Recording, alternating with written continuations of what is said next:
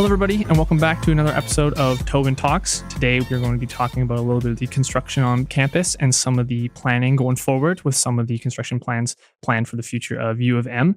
Today, we have a very special guest. If you want to introduce yourself.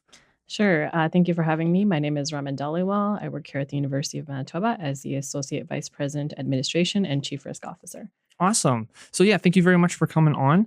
Like I kind of mentioned before, we're going to be kind of talking about some of the construction that's been planned out for the future of campus. I went through the website a little bit and saw that there's a 30-year program or 30-year plan that is going to be going on for U of M. Said it was being broken up into like 5-year chunks.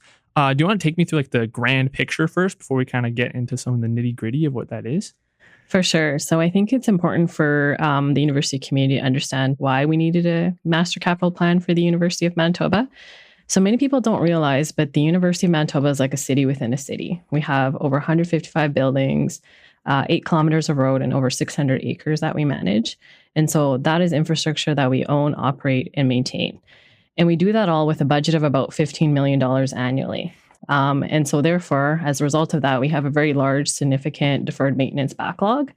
It's about $600 million. And deferred maintenance is any of the updates or renewals that we should be doing within the buildings, but we aren't able to because we don't have funding to do it. So that was one of the main drivers in creating the master 30-year capital plan. And so we knew that what we were doing was not working. And so we needed to look at it from a new vision and approach. And that's what led us to building the 30-year University of Manitoba master capital plan.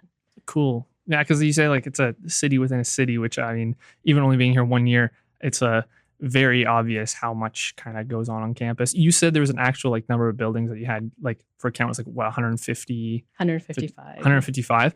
I didn't even know that there was that many buildings on campus. So it's quite staggering, I guess, and a bit of a realization to see how much planning and effort has to go around. Because I think a lot of people just think of the core faculty buildings, and that's kind of what makes up campus, and that's it. I was definitely one of them.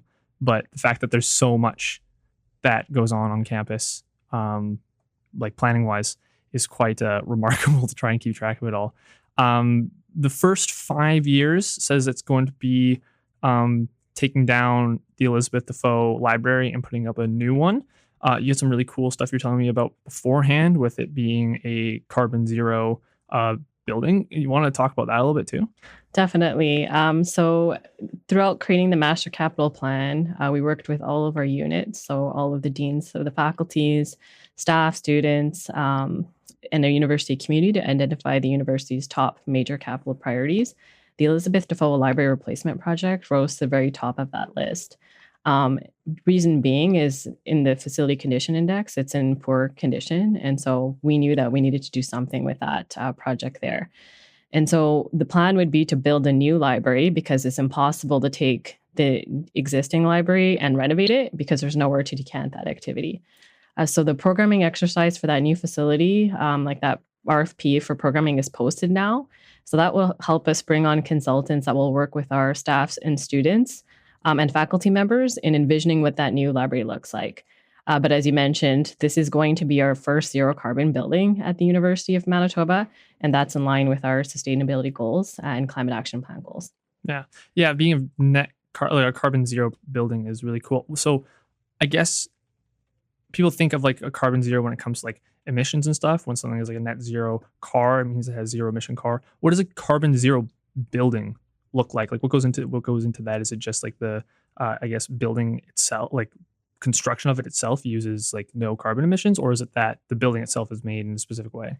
Yeah, so the performance of the building will ensure that it has zero carbon emissions that are brought out into the environment once it's constructed. And so this is a brand new standard for the University of Manitoba. Currently, we've built to LEED Silver. But as part of creating our master capital plan, one of the things that we were trying to understand is how do we get to the net zero greenhouse gas emissions target that the university has set for 2050?